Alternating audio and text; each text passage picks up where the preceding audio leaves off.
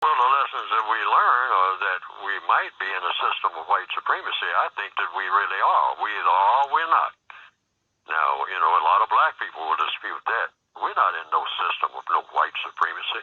I've heard a lot of black people say that. They've said that to me directly.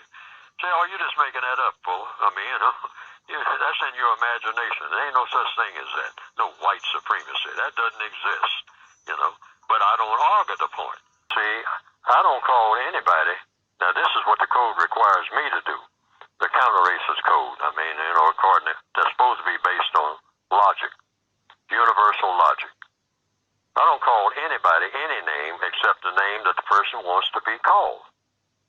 So when somebody else calls somebody a name, I just say, don't call anybody any kind of name except the name and or title that the person wants to be called. Even if the person changes his or her name or title 3 times a day. Say if you're working on a job in a barbershop or wherever, and a person that and they keep changing their name and keep changing their title. People change titles. They don't change their names that often, but they change titles when they change jobs and all like that. So I just say call people by the names and titles that they want to be called. That's logical. That's logical, and that is constructive, because we're always supposed to be using constructive logic. So now when I'm asked to repudiate something that somebody else said, I don't even know what they mean by repudiate. That's the first thing. See, words are very important. What do you mean repudiate? You're asking me to repudiate something that somebody said? I'm not, whoever the person is that said what they said, all I have to do is say they said what they said. Now, if you ask me my opinion of the issues that they're talking about, whoa, now that's a whole different thing. Now I'll talk about the issues. But repudiating what another person says, I don't even know what that means, and I'm going to say I don't know what it means. Now, if you're asking me to say something against it and all like that, I'm going to say, no, I'm not doing that.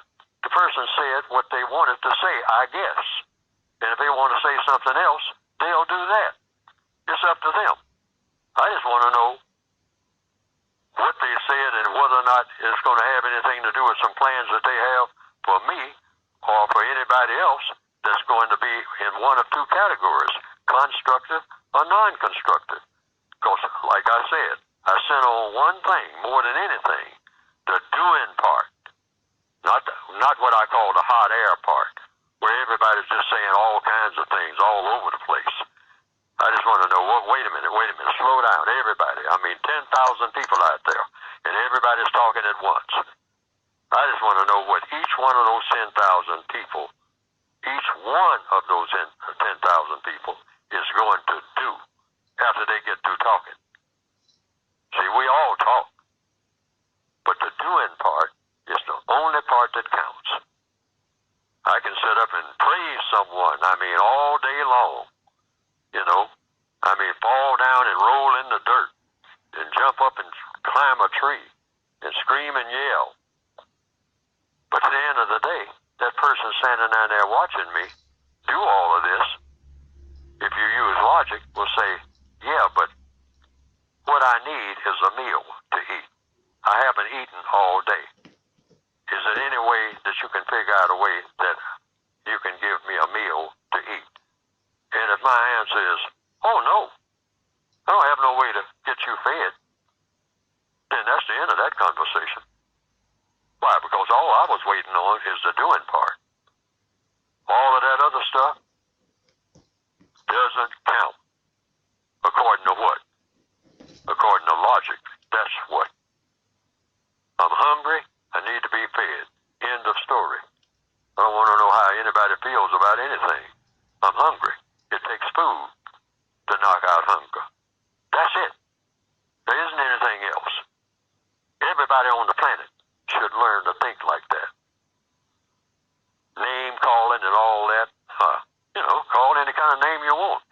I want to know what you're going to do. If nobody's going to do anything as a result, we're right back to square one. Like nothing was ever said.